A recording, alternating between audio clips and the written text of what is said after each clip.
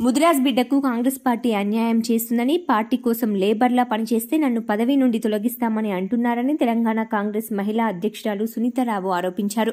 నేను వద్దుముర్రో అంటే Congress party Goshamahal seat ఇచ్చారని, నేను ఓడిపోతే నన్ను పదవి నుండి తొలగిస్తారా అన్నారు. అలా అయితే ఓడిపోయిన సరితా తిరుపతయ్యకు నా పదవి ఎలా ఇస్తారని, గత ఎన్నికల్లో ఓడిపోయిన గద్దర్ బిడ్డ వెన్నెలకు పదవి ఎలా ఇచ్చారన్నారు. గతంలో ఓడిపోయిన వెంకట్ బల్మూరికి ఎన్ఎస్యుఐ ప్రెసిడెంట్, ఎమ్మెల్సీ 2 పోస్టులు ఎలా ఇచ్చారన్నారు. రేవంత్ రెడ్డి గెలుపు కోసం లేబర్లా కష్టపడ్డానని, నన్ను తొలగించి అన్యాయం చేస్తారని తెలంగాణ కాంగ్రెస్ మహిళా అధ్యక్షురాలు సునీతారావు తెలిపారు. మహిళా కాంగ్రెస్ సోదరుమణులందరికీ నమస్కారం. ఇప్పుడు ఇందాక ఎన్టీవీలో ఇది ప్లే అయింది. సో గత కొద్ది కాలంగా ఎన్ఎస్యుఐ అధ్యక్షుడు 6 ఏళ్ళు ఉండొచ్చు, మహిళా కాంగ్రెస్ అధ్యక్షురాలు 6 ఏళ్ళు ఉండొచ్చు, యూత్ కాంగ్రెస్ అధ్యక్షుడు 5 ఏళ్ళు ఉండొచ్చు. వాళ్ళ పదవి కాలాలందరి పొడిగించవచ్చు, వాళ్ళకి ఏ పదవులన్నీ ఇవ్వచ్చు. వెంకట బల్మూరు కూడా ఓడిపోయింది కదా, మరి మొన్న దాంట్లో నేను ఓడిపోయినందుకు మరి ఎవరికి పదవులు ఇవ్వద్దు.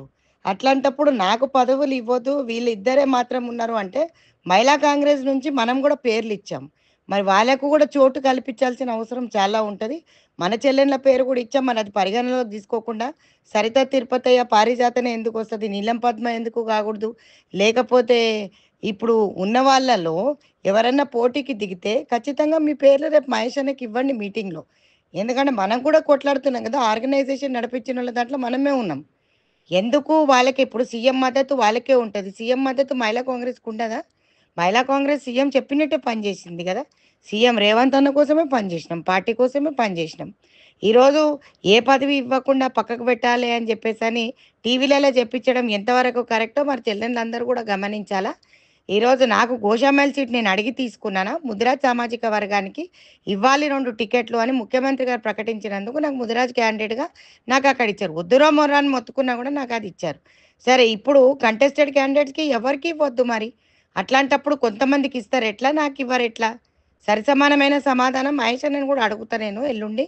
ఎందుకంటే ఇట్లాంటి ఆఫ్ ద రికార్డులు ఇచ్చేవారు మరి నేను ఆన్ ద రికార్డుకు రావాల్సి వస్తుంది. మరి ఆన్ ద రికార్డు మాట్లాడే అవకాశం నాకు కల్పియొద్దు అని నేను కోరుకున్నాను. ముఖ్యమంత్రి గారు కూడా అదే అన్నారు, అన్న మాటకు గౌరవించి నేను ఏ ప్రెస్ వాళ్ళతో మాట్లాడతలేను. సో మరి ఇప్పుడు వాళ్ళు ఈ విధంగా లీకులు ఇస్తే అనుబంధ సంఘాలలో టికెట్ ఇస్తున్నారు. నేను అడుగుతున్నాను మా అధ్యక్షురాలని, ఖచ్చితంగా అడుగుతా, పోరాటం చేసినా అడుగుతా, కేసులు పెట్టారు అడుగుతా. ఇప్పుడు ఏ మాట చెప్తే రేవంత్ అన్న మాట జవదాటకుండా పనిచేసినాం. అడగడం మన సత్తు, ఇస్తారా ఇవ్వరా అది సెకండరీ ఇష్యూ. కానీ నాకు సముచిత స్థానం, నా పదవీ కాలం 3 ఏళ్ళు అని చెప్పి నిర్ణయిస్తున్నారు. మరి వాళ్ళ పదవీ కాలం 6 ఏళ్ళు 7 ఏళ్ళు ఎట్లా నిర్ణయించినారు? మరి దానికి కూడా మహేష్ అన్న సమాధానం చెప్పాలా. సో చెల్లెళ్ళందరూ గమనించాలి, ఇక్కడ మనం పక్కకు పెట్టే వ్యూహం నడుస్తుంది కాబట్టి ఖచ్చితంగా అందరం ఏకతాటి మీద ఉండాల్సిందిగా కోరుతున్నాను. అందరం కలిసే కొట్లాడితే అందరం పోయి సీఎం గారి దగ్గర కూడా మాట్లాడదాం, రేవంత్ అన్న దగ్గర కూడా మాట్లాడదాం. అందరు చెల్లెళ్ళే రేవంత్ అన్నకి, ఒక చెల్లె ఎక్కువ ఒక చెల్లె తక్కువ, బీఆర్ఎస్ నుంచి వచ్చిన చెల్లెళ్ళు ఎక్కువ, కాంగ్రెస్ చెల్లెళ్ళు తక్కువ అనేది ఏమీ లేదు. మేము మన అందరికీ సముచిత స్థానం ఇవ్వాల్సిందే. మరి ఇప్పుడు ఎన్టీవీలో వచ్చింది, ఇది వైరల్ అవుతుంది. సరే, దీనికి నేను సమాధానం ఎల్లుండి చెప్తా. 21 తారీఖున 11 గంటలకు మన మీటింగ్ అయితే ఎక్స్టెండెడ్ ఎగ్జిక్యూటివ్ మీటింగ్, మంత్రులందరూ కూడా డీసీసీలందరూ కూడా రావడం జరుగుతుంది. చెల్లెళ్ళందరికీ ఒక గమనిక, ఎవరెవరు రావాలనుకుంటున్నారో అందరు రండి. కాకపోతే ఈ మీటింగ్ అయిపోయిన తర్వాత మనం అందరం కలిసి మంత్రులకు అందరికీ విజ్ఞప్తి చేసుకుందాం, వేడుకుందాం. సరే, మనతో మరి ఇది ఏ విధంగా జరుగుతుంది, ఎందుకు జరుగుతుంది అనేది అందరు మంత్రివర్యులు వస్తారు కాబట్టి మనం మాట్లాడుకునే అవకాశము కావాలంటే కొంచెం ఓపికగా కూర్చొని ఆ రోజు తాడో పేడో తేల్చుకుందాం. మనకి ఇస్తారా ఇయ్యారా, ఇంట్లో కూర్చోమంటారా పని చేయమంటారా? ఇప్పుడు ఇందిరమ్మ రాజ్యం అంటారు, ఈరోజు 1,00,000 మందితోటి మెంబర్షిప్ పెట్టి 1,00,000 మందితోటి ఈరోజు సభ జరిగింది బ్రహ్మాండంగా.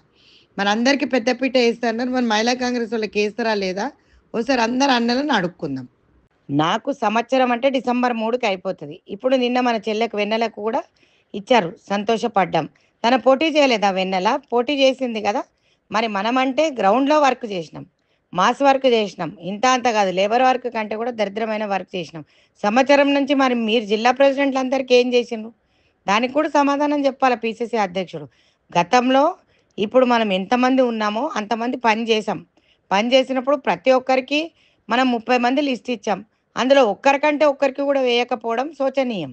సో ఇది కూడా మనం అడగాల్సిన అవసరం ఉంటుంది కాబట్టి సరే, అధ్యక్షురాలిని పక్కకు పెట్టండి, మరి మీకు అంటే రేపొద్దున నేను చెప్పినా కదా, మీకు న్యాయం చేయకపోతే నేను దేనికైనా కూడా వెనకాడనని చెప్పిన. నేను ప్రాణత్యాగం కూడా చేస్తానని చెప్పడం జరిగింది మహేష్ అన్నకి.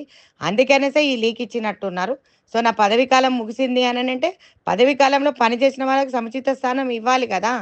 మరి ఇప్పుడు 2 స్థానాలు 3 స్థానాలకు ఒకరు కానీ మొన్న మన తమ్ముడు బలమూరు వెంకట్‌కి ఎమ్మెల్సీ వచ్చే వరకు కూడా ఎన్ఎస్‌యుఐ ప్రెసిడెంట్ రెండిట్లో కంటిన్యూ అయినాడు. మరి 7 ఏళ్ల పదవీ కాలం చేయలేదా తమ్ముడు? నేను అన్నానా ఆ విధంగా? సో మరి ప్రక్షాళన చేసేటప్పుడు ఇది మాట్లాడాల్సిందిగా కోరుతున్నాం. సో ప్రతి ఒక్కరు కూడా ఆచితూచి మాట్లాడండి. గొడవద్దు మనకి. మనం మన మన హక్కు నారీ న్యాయం అంటున్నాడు. ఓబీసీకి రాహుల్ గాంధీ గారు పెద్దపీట వేస్తానంటున్నారు. సో మనకు సముచిత న్యాయం దొరికే వరకు మనం కొట్లాడదాం. Thank you.